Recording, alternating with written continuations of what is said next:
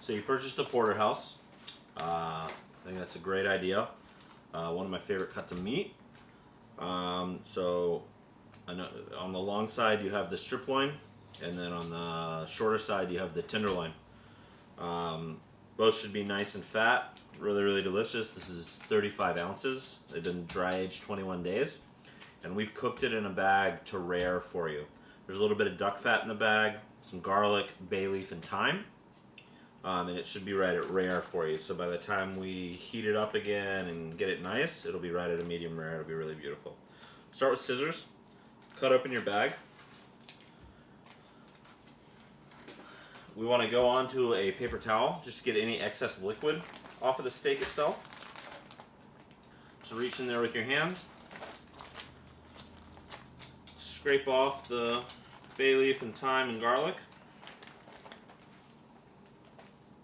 And go onto your paper towel.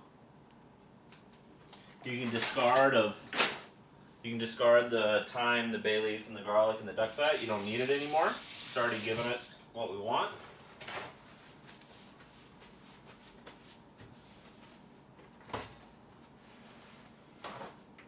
Take another paper towel and just blot the top. So while the excess liquid's getting off of that, we're going to set our oven to 375 degrees. No convection fan. If your oven has a convection fan and you want to use it, I'd set it to 350 with a fan. But mine doesn't have a convection, so I'm going to set it to 375. Should take about 10 minutes to come up. So our steak should be nicely tempered by then. Today I'm going to use a grill pan because I figured it's Memorial Day weekend and most of you are going to be grilling this on a grill. If you're not and you want to sear this in a pan, if you look at the ribeye video from weeks 1 and 2 in the YouTube feed, you'll see how to sear the steak and baste it in butter. But like I said, I'm going to use a grill pan because I figured most of you are going to be grilling as it's Memorial Day weekend. So it's been about 10 minutes. My oven's up to 375. Got my grill pan on. I'm going to turn it on high. Get it nice and hot. Should only take a couple of seconds.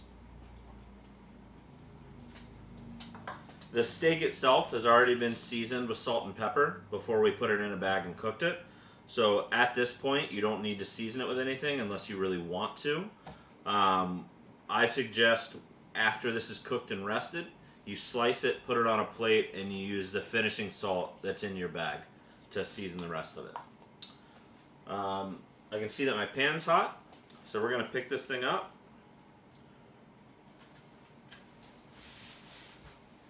We're going to go in the pan.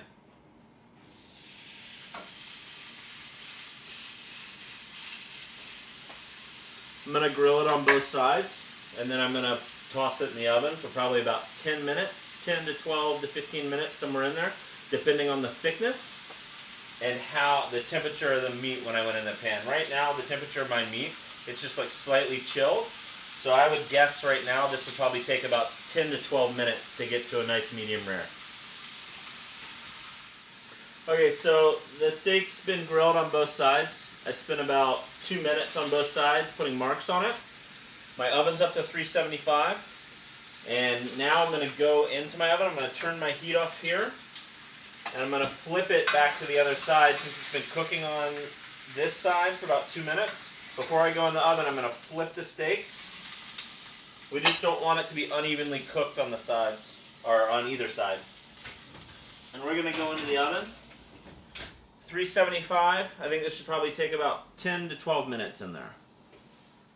So this Porterhouse is a hair thinner, so it only took about 8 minutes in the oven. And now this is the most important part of cooking meat with a bone in it, is you have to let it rest. This just came out of the pan. I don't know if you can see it, but there's steam coming off of it. And the most important part is you want to let this meat rest so the juices redistribute back into the meat itself. And so when you cut it, the blood doesn't go out everywhere.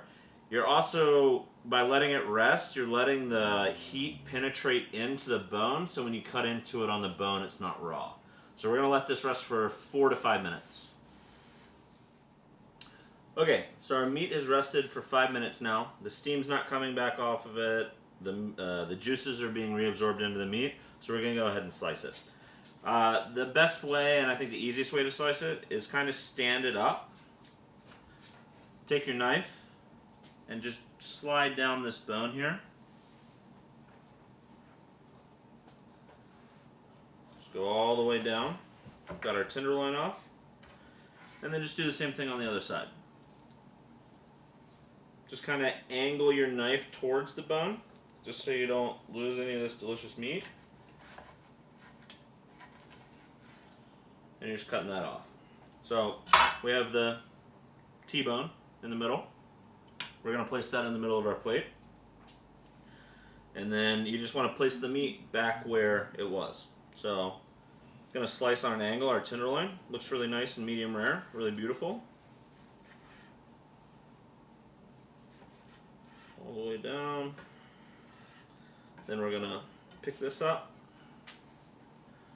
and put it on here.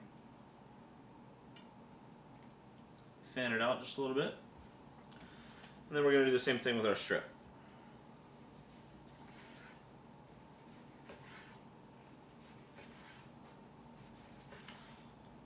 Really, really awesome.